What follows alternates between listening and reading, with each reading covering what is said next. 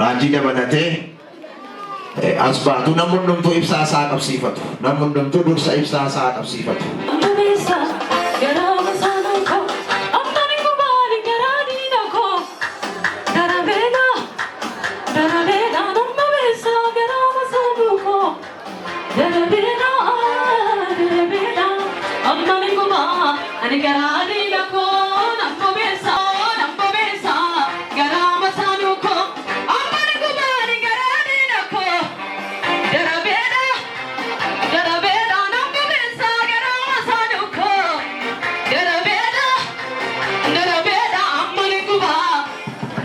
Namun untuk itu dirolka asyik disimanda rajimiki matisa oke tahu gila tahu ida badate farfata alamu ida badate ada badate raji kan ada badate asbana asbat namun untuk orang kasih niru kutu davi rumah kabate manjiru asba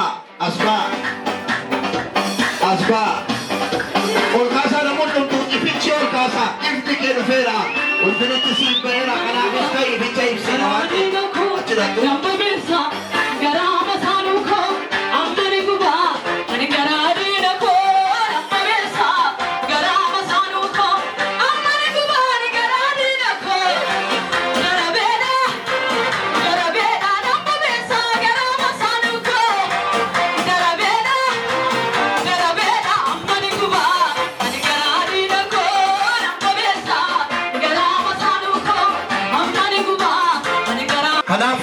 itinaanaa kaalamuun fa dhaxanii qabdanii aaduu sanaan keekii kana hin murtuufi tarii waggaa ja'affaa sana nama biraa dhufuu danda'a yookaan si dhufuu danda'a gaafa fooqiin ijaaramu.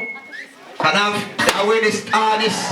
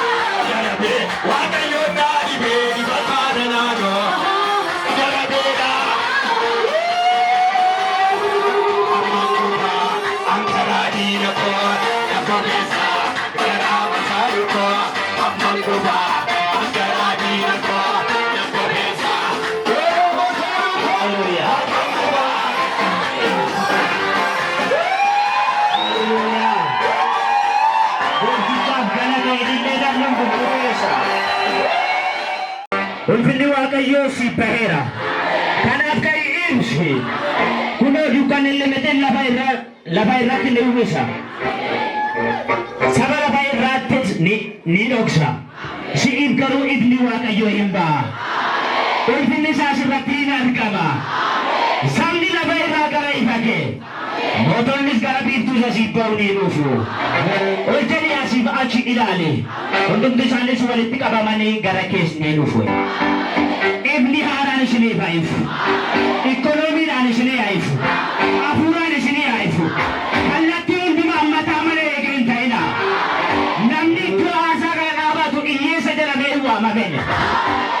Malli galgalaasaa hirkatti hin badine.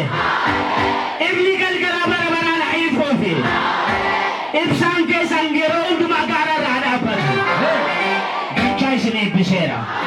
Ameen.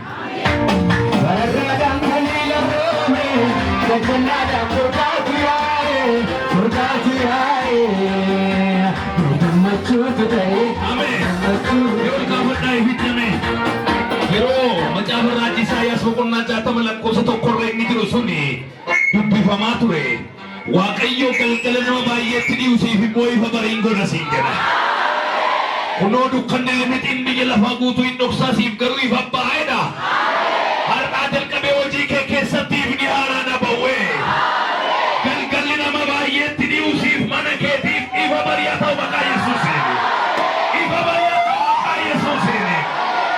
Akkuma shaamaan kun qabateen eebba namoota baay'ee dhugabaatiidhaaf kan agartan torbanuma kana jalqabee namoota baay'eef gadda yoo ta'e siif gammachuu nama baay'eef dukkana yoo ta'e siif ifa Waaqayyo irraa jalqabee akka hin dhaabnetti ifa kee sii qabsiiseera.